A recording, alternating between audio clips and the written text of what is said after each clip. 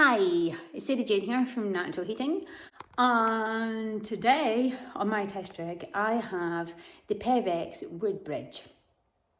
Now this is a 5 kilowatt stove and I've been looking forward to trying this for ages. I've actually had it here most of the summer, never mind going into the winter. I've just not had time to get round to doing it, which is a real shame. But let's see if it lives up to my hopeful expectations. Now, from what I can find, it's one of the lowest 5 kilowatt stoves that's currently on the market. Now, the height of the stove itself is only 510 millimeters high, and most of them are at least 550, if not 600 or more in height. It's got a good width. In fact, this stove is actually the same size as an Ivar 8. But it's in a 5 kilowatt body. Now, I've been asking Dik Geurts to make me a widescreen 5 kilowatt Ivar for years, literally years. And they just haven't. Something the size of the 8, but with a 5 kilowatt output that has the control that an Ivar has. But yet can go on a 5-inch flue and can be fitted within the 5 kilowatt no air vent before 2008 rule. And it's just not happened. But these guys seem to have brought one out the bag, and apparently it's got an air-cooled handle too. Let's take a look. Now then, here we go. So the handle is on the right hand side and it is a hollow air-cooled handle. I think it comes silver or stainless as standard, but is also available in black. It's a very simple designed stove with a good big flat firebox, and inside it's remarkably similar to that of an Ivar in looks. Now, when you look at the top in the inside, there are 2 dowel type pins that slot into the vermiculite lining. So you just pull them out, see? Just like that. Now this is sooty because I've had this in here to pull out. And this is your secondary baffle. You can, oops.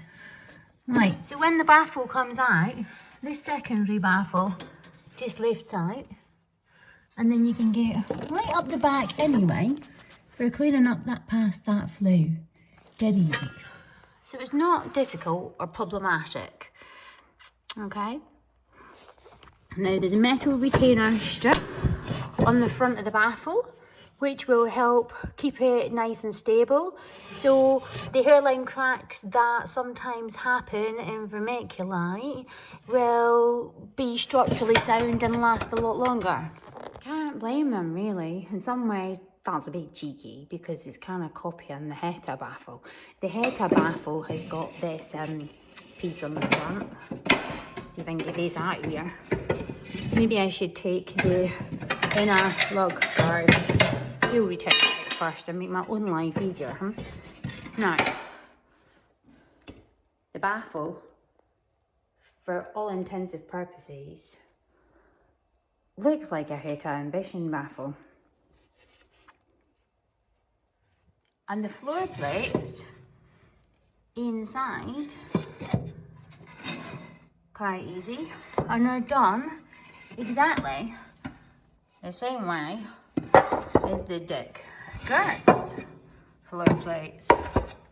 Now, these are your back liners, which will come out after your side liners, and these literally are not held in by screws. This just lifts out when you take this is your secondary upper baffle. So that's not exactly difficult, is it? Especially not when I'm doing it with one hand and trap my fingers. There you go. So there you go. That's the secondary baffle, which is in 2 pieces and just pops out. So this one will come out too. Now to get that one out, it's hooked on at the front. You just unhook it. So you push it back and pop it off those tabs. It comes out quite easily. then the side panels just left out. So there's no fixed screws in there. It's all dead simple. You need to excuse me. I've got a cold. That's why I've got a nose that looks like Rudolph. And if I end up with black marks in my face, well, that's normal. So I don't care if you don't. But that's what happens when you restore it. Right, okay. So it's dead simple formation in the inside. You can take all of that to bits and you don't need any tools. And it just pops out. So servicing will be an absolute doddle. Nothing to go wrong there. It's all just dead easy. Sometimes the best things are simple things. Now, the body shell is made of quite a nice, thick, solid steel. I'm quite happy with that by the looks of it. And the firebox is plain and simple and of a really good size. I'd actually like to see the fuel retainer that's at the front be a bit thicker and heavier. They can deflect and warp with heat, I guess. Most of your heat's at the back rather than the front for the worst part of the fire. But I just think it should look a bit meatier for the fuel retainer to match the rest of the build of the unit. But you know what? If that's all I've got to moan about, that's nothing. So we'll put that back in. And, you know, it holds itself in well and it's a good size. It's a single lever air control that just slides from left to right and it moves really easily. So no issues there. That's about it. There's really not much to it. Well, we take a look at the firebox size. So the internal firebox size is nigh on 27 centimetres, a bit more than 27 centimetres, nearly 11 inches deep. And it's 17.5 inches or 44 centimetres wide. For a 5 kilowatt stove, that's a big firebox. It really is. So, 10-inch logs, right? That's just my 10-inch kiln-dried logs that we normally use for testing purposes or that most people get delivered in a load. They disappear in here. They really do. So there's a 10-inch. Now, it does tell you, don't use any more than 1.2-ish per 45 minutes for a load. But as you can see, that is the logs as they come out the kiln dried. You'd never burn that much. But that's massive. It really is a massive firebox. Now, just as another example, because I am not going to burn all that lot. I'm not quite that stupid. Ugh. I brought through some big uns. And these big uns are for the likes of my big wham. Now, these ones are just over 14 inches long. And they really do make my little tins look a tiddler. To give you an idea of the size. Oops, I'm going to throw it away now. It's not easy doing it with one hand. There's my hand and my arm. It's the entire length of my forearm.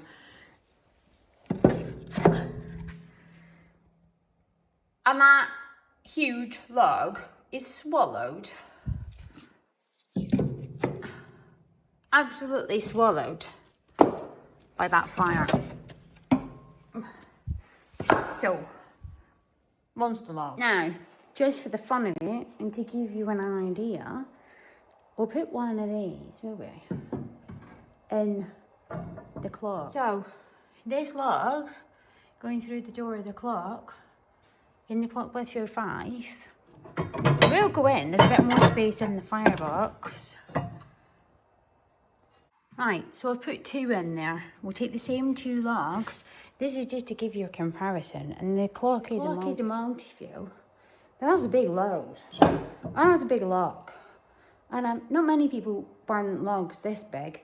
But I like them for my big units in the shop. So I'm going to take the same 2 logs and put them back in the one next door so you see the size of the firebox, because honestly, for a 5 kilowatt unit, it is like the size of an 8 kilowatt unit inside, which is hardly surprising given it's a 2 to 8 kilowatt range of heat output, but 5 kilowatt at nominal. So here we go.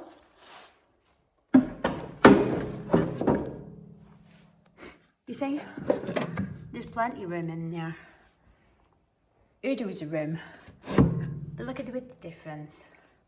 So the inside for getting that door opening really is vast. Enough of the playing and get on and light it, SJ, because we ain't going to be burning that today. Because today we're just doing a bit of a curing burn and see how this baby wants to play. So right, okay, here we go. So I've cut some smallish logs. They're about 2 inch by 3 inch, kiln dried, just to get us going, because I like to do all my testing videos on kiln dry birch, because then if I'm using the same thing every time, I've got a benchmark. And because this is a big wide stove, instead of putting 2 in the bottom, I'm going to put 3 in the bottom and 1 on the top. But if you look, from what I'm burning, 4 of these make 1 round 1 that is about 4 inches by 6 inches ish. So this is only going to be about 1.2, 1.3 kilos. It's not as much fuel as it looks, because they really aren't that big. We want to get it hot nice and quick. So I'm going to put 4 small ones, 5 small ones, 3 across the bottom to spread to give me a good ember bed, 2 across top, and then my kindling stack. You've all seen me do this before. So, there we go. Kiln dry birch is good, so we shouldn't need loads. There we go. And I do love these firelighters. They are awesome. Oops, they're in a cellulose packet, and you just light the packet, and 1 is enough. And they don't smell, they don't stink, and they take dead easy. So there we go. We've got about 9 bits of kindling and a big high fire pipe. It's not that big, it really isn't, and it is a big fire. But it's not about the volume, it's about the height of that pile and pushing all the cold air up the chimney.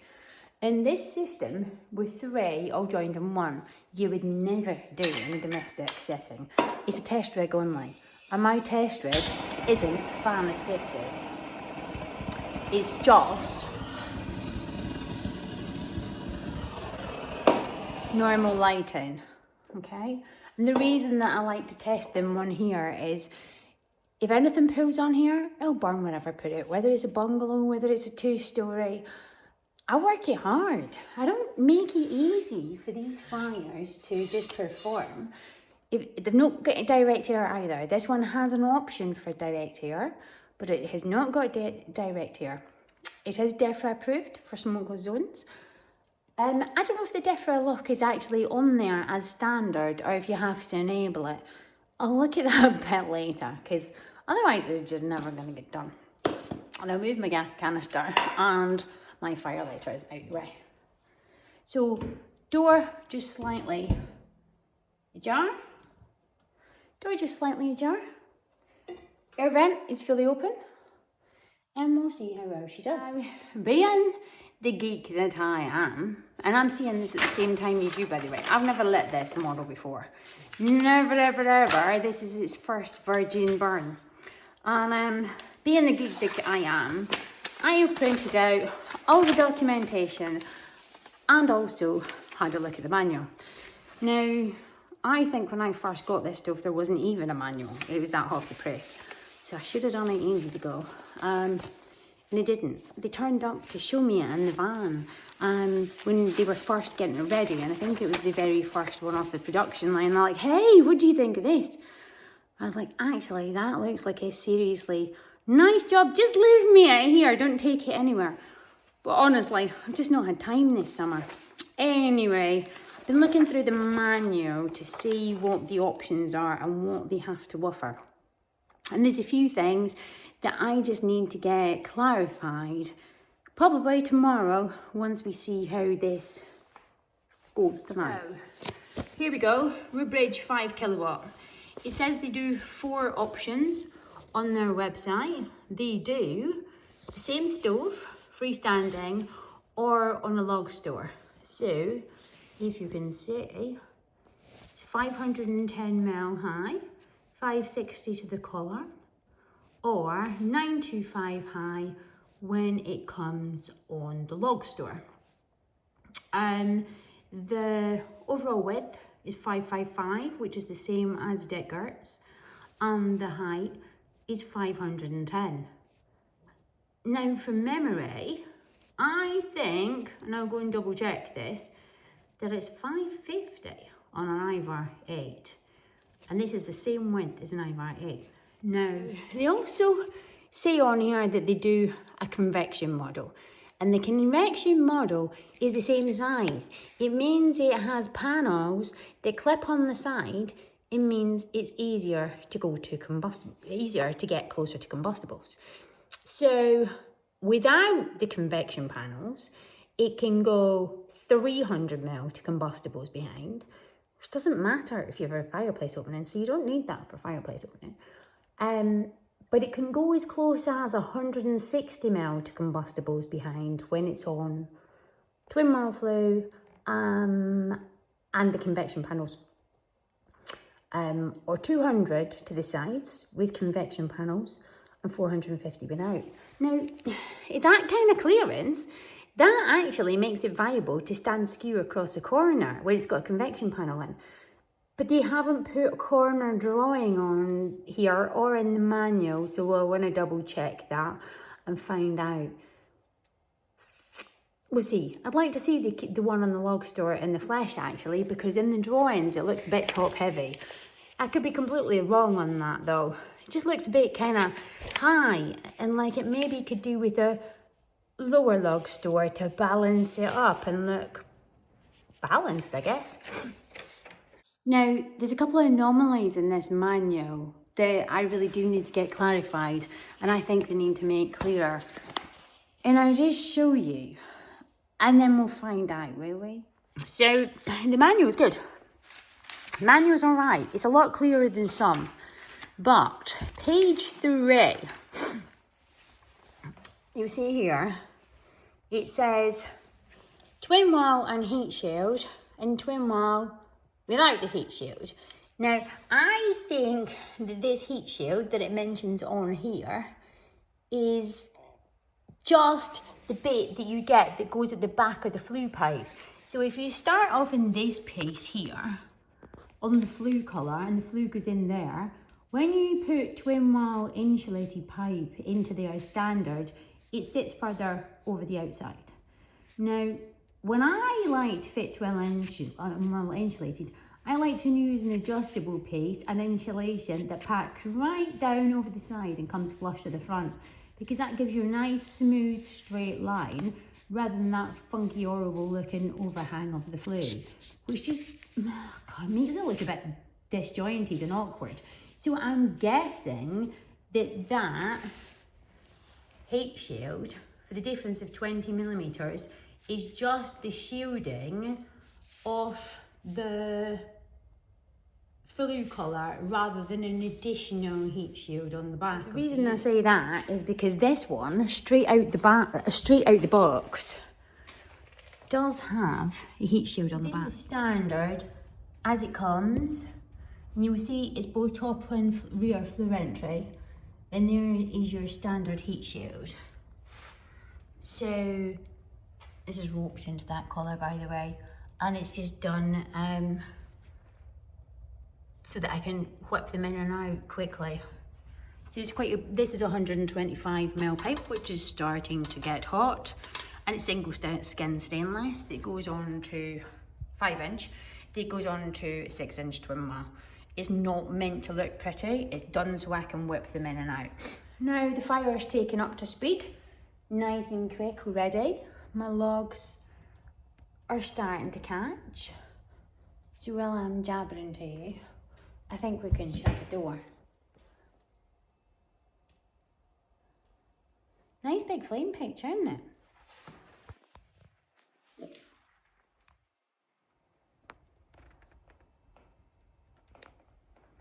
So there we go.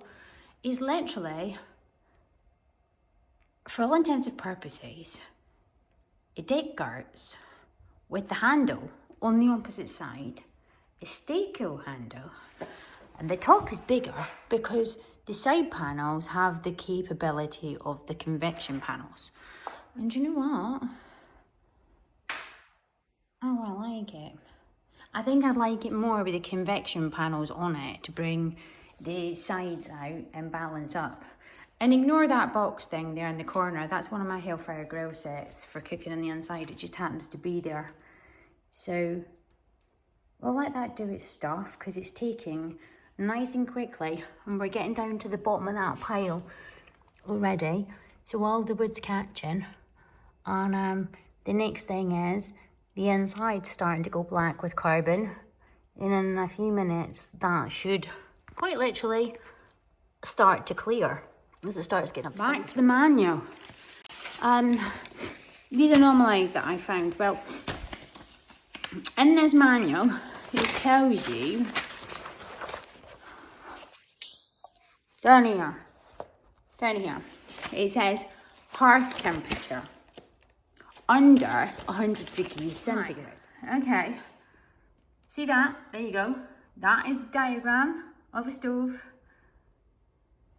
Hearth temperature under 100 degrees centigrade. To anybody in the industry or that's been researching stoves, you'll know that if it says the hearth temperature is under 100 degrees centigrade, it can go on a 12mm thick or more hearth on top of a combustible floor, such as wooden or whatever else you like, with, say, as you know, your granite, your slate, your glass, just plonked directly on top. It doesn't have to have a structural base. However, it kind of contradicts itself later in the actual manual itself, because in page 13, it says, where is it? Right, so on page 13, if the standard leg is installed, the stove should stand wholly above a solid constructional hearth at least 125mm thick. And your construction hearth should be solid non-combustible materials such as concrete or masonry 125mm thick, including the thickness of any non-combustible floor or decorative. Including, that should say excluding the thickness of any non-combustible floor and decorative surface. So basically, it should be 125mm thick because that's building control regs. And it also says that we should have 460mm to a beam, and it says we should have 400mm of hearth in front of the door. 400mm hearth in front of the door is no great shakes. That's normal because that's your. I can feel my back getting warm. That's nice. It's cold in here tonight, and I'm sat on the floor. But this is burning lovely and clean, and it's heating up nicely. Yep, and the baffle's starting to clear. You're seeing it quicker than me because I'm facing the wrong direction. What was I talking about again? You can tell my meds are wearing off. Right, okay. The hearth, 400mm thick. It's 400mm in front of the door. Well, it's a wide stove. You need that amount of hearth for the door to swing out on front. Because if you've got anything in front of the hearth, it was soaking. I was thinking, that sounds sizzly. This is Karen dry birch I've got in there and nothing else. I reckon I've had some rain blowing through my flue because in this crazy system and the fact that it was pouring down earlier, it's probably just got a little bit of rain hide up in the system and that'll stop in a minute. That's not normal. That's just going to be a few drips of rainwater. It's not the fuel. 400mm of hearth in front. Yeah, you want the door to cover the hearth or most of the hearth because if you've got any ash or embers caught in the back of the door, you certainly don't want that falling over your carpet. So it just makes sense. It also says that it should allow good air circulation. A gap of 200mm on either side and 300mm above should be sufficient. Now, to me, that's a recommendation. It doesn't say you can go as low as 50mm, for example, like many stoves do. It says 200 mil. So but it doesn't say specifically 200 mil. It just says should. So I'd like to get that clarified. Ooh, that's getting cozy. We're definitely getting warm now. I can feel it. It's heating up nicely. So that is a nice big fire view and a nice big stove.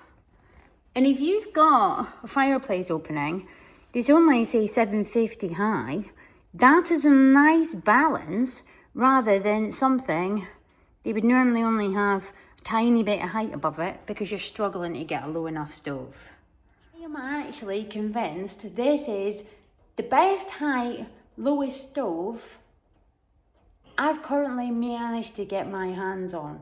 So I just hope the performance is up to the scratch that I'm expecting. Certainly the heat up time has been pretty slick. The glass is totally clean. This hasn't been going very long at all. And the insides, you can see that baffle has gone from being black to starting to really clear down. There still is some black up there, not a lot because most of it is already burning back to clear. And it really rocking the heat out. There's no heat in that hearth yet, but the heat from here is whoo-hoo. It's nice, there's plenty of it. I wouldn't want any more fuel in there. Now, it is on maximum air, and it does tell you that that maximum air is only for a boost, like when you open it and you put more fuel in, or for when you're heating it up. Now, we're not at temperature yet, nowhere near, but I think I'll open the door and see what it does. Do you hear that? That's some pull on that fire.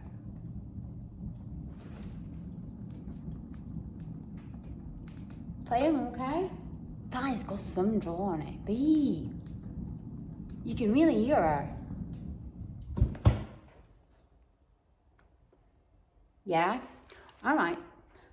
Now, I would say he's probably having enough of a boost to turn her down a little bit and put her to midpoint, huh? So, the book on this one says, you see, I like to try and follow the instructions to start with. Oh, I don't know where it is, but it does show you.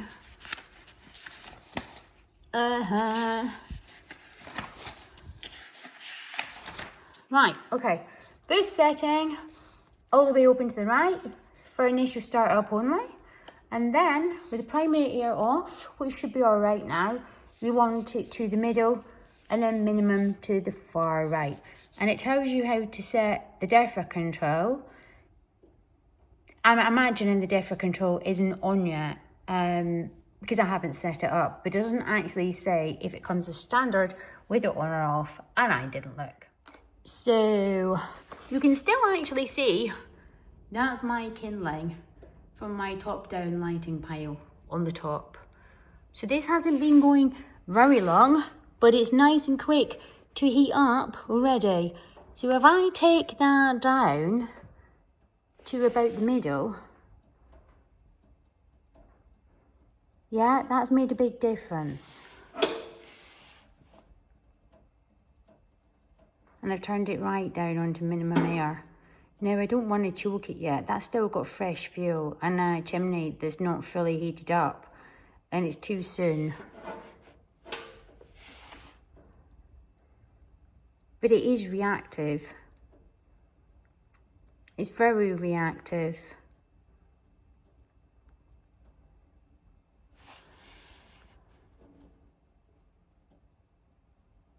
So I'm going to turn it down to, I think, just a little bit. My fire's not in straight. I didn't even look at it whether it was straight or not when I put it in. I just wanted it on the test rig.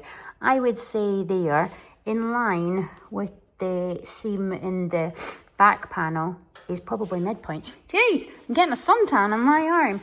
The air control is currently cold, but with the heat that's coming through that glass, wowzers. I mean, I can literally feel it on my wrist. You can see my wrist is going a different colour with the light shining through the glass.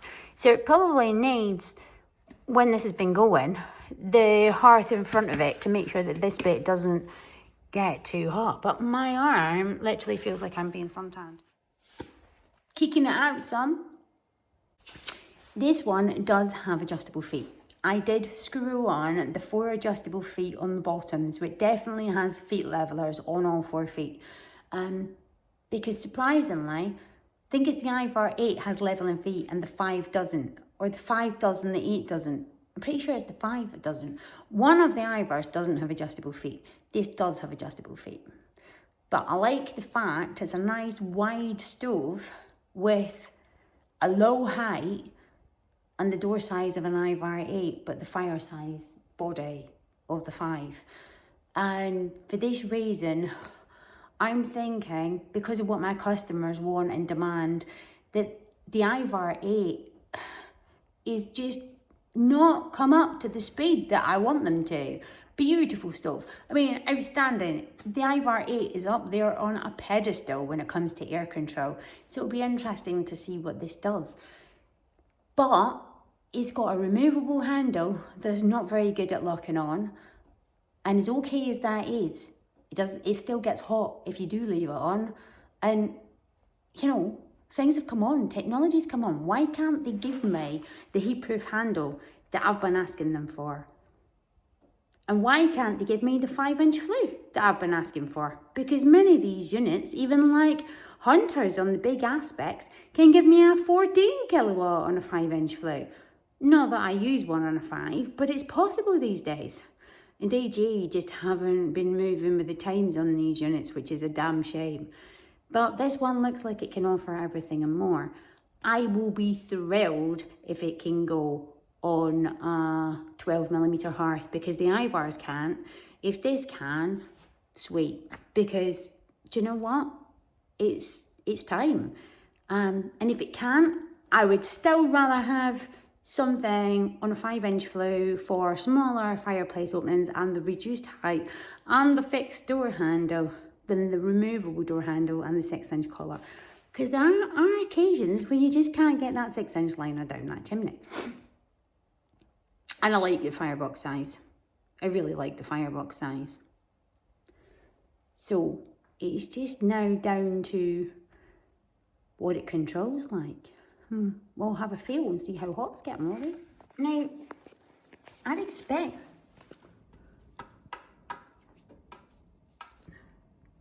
that top is red hot.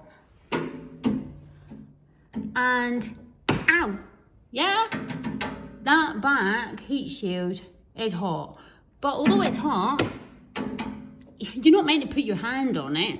It's meant to be nearly 7 inches, 6.5 inches off the wall from combustibles. There's no heat in here yet. And there is heat, like on here. That bit where the flue collar is at the back is hot to touch. And I'm not gonna, no, the sides are hot, but not too bad yet. But it's not been going that long. And I'd be expecting to smell the paint starting to go off by now. It has not yet happened. Right, let's take a wee walk over here and have a look at her, because she's looking rather beautiful. And that's on the mid-right burn.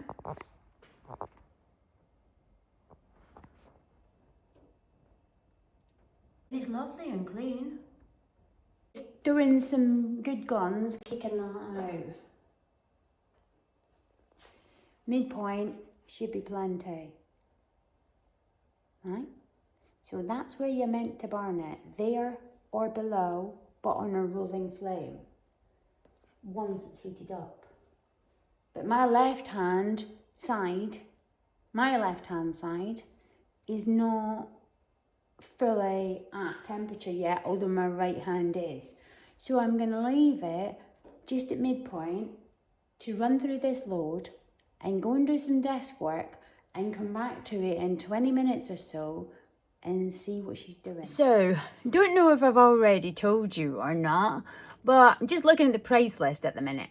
And that Woodbridge 5 that I've got in the shop has an RRP of 1499, so just under 1,500.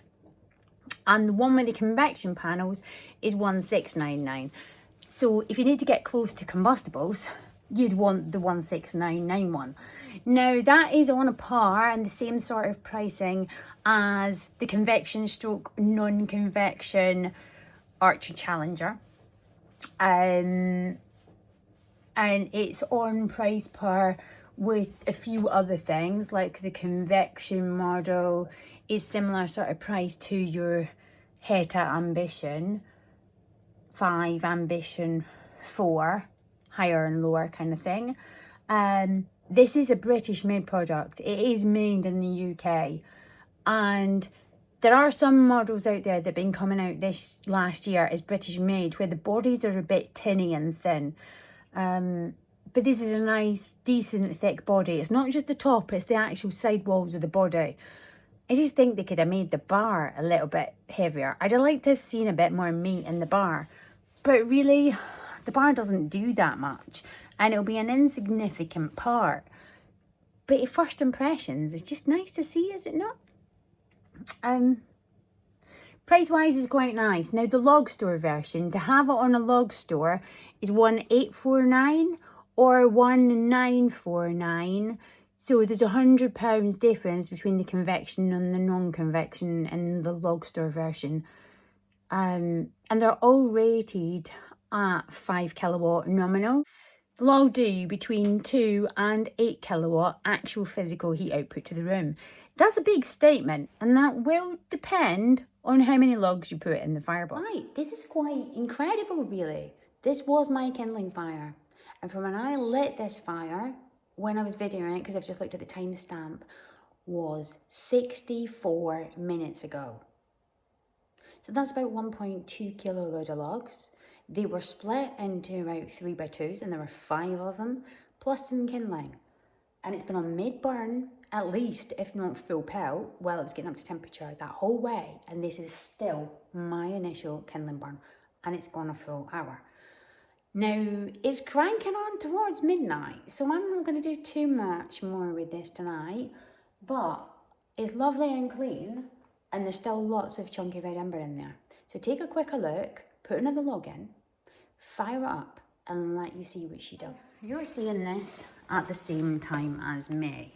So I'm going to open the air vent, and that air vent is still cold, and that has been on for an hour. And the handle is still cool in the main. That bit there is getting a bit warm. In other words, behind where this air hole is, from there down is cool, and from there above gets warm, which is what I'd expect. But this bit is perfectly okay. So we'll prime the door and give it a few seconds to pull that away. And there's no spillage there, and there's plenty of red ember. Now, I think for the hell of it, we will put one of my big 14-inch lugs in there.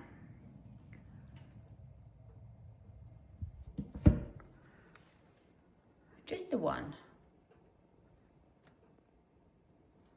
And the air vent's fully opened. And I think that's going to pull away rather nicely, quite quick.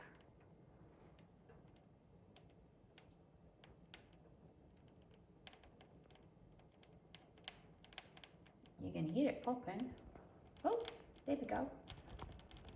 So there's plenty of heat in that firebox, and it's beautifully clean. And I'll just leave the air fully open for a minute or two, just to let it catch. That's just the wood crackling. So it's not an easy, it's not an over noisy fire, because that is just wood crackling. You can hear a pin drop in here because it's a large echoey hardwood that I've put in there. I think it's a piece of oak, and it's catching just fine and doing its stuff, but it's not raging away. And I have only put one piece in onto some red ember, so it's not ferocious in there. I'm not really looking for a ferocious, I just want to catch it a bit more across the length and then turn it up and down and show you how it's reacting on a full firebox. Right, So this is the proper test now. How does the air control perform? Full air, on a bit of hardwood, on a slower, more stable burn, and we're up at temperature. You're seeing it as quick as I do. That's from full air to mid-air, which takes it down to that steady rolling flame. Yeah? And right down. Ooh. Yeah, there's tons of control on that. Plenty control on that. I'm going to open it fully back up, and it's going to take about 10 seconds, I should think, to increase the air back into the firebox.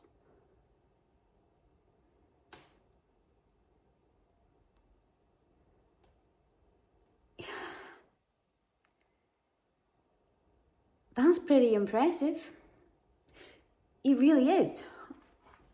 So for the money that it is, and the fact it's a stay cool fixed handle, which after an hour isn't hot, the hearth after an hour isn't hot. So after over an hour, the air slider isn't hot. The door handle isn't hot. The hearth in front is a little bit warm, but not hot.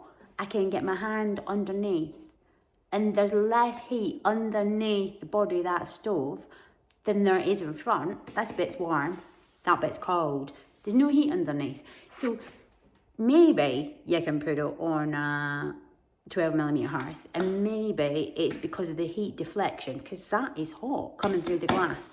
Maybe it's more about the front hearth temperature because it's a low leg, which is what I would expect of why it might need a constructional hearth, but we'll get that double confirmed. And let's have a feel with the wall. I'm not going to put my hand in the back of the stove because that will be hot. But just to show you, we have got 100mm off this wall, and that wall is heat-proof boarding. But how hot is the actual wall? I'm going to melt my phone lanyard. That wall is fine, so that will be no problem at the back at 160mm, as they say, from combustibles, because I wouldn't have my hand on it that distance. But yeah, it's everything I sort of could have hoped be. I just like that bar to be a bit meatier, and I'm not overly keen on the fact that they've cut their logo. I can see why they've cut their logo into the front, but I think it would be nicer without. Anyway, that is nothing,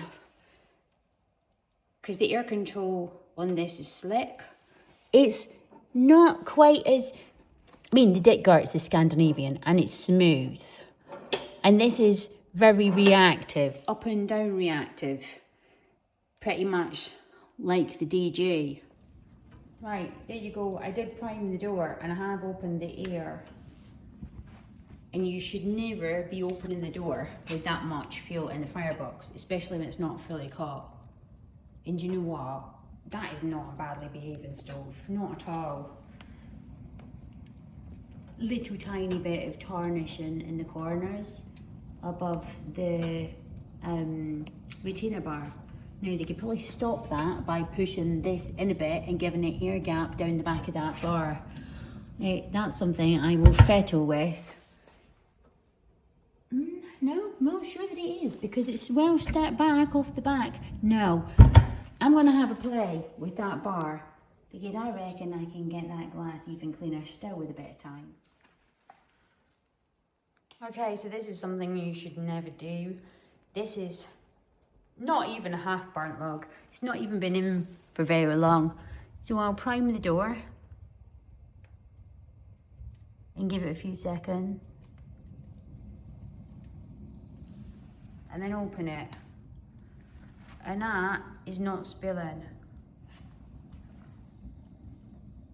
There's no spill out the front of that unit.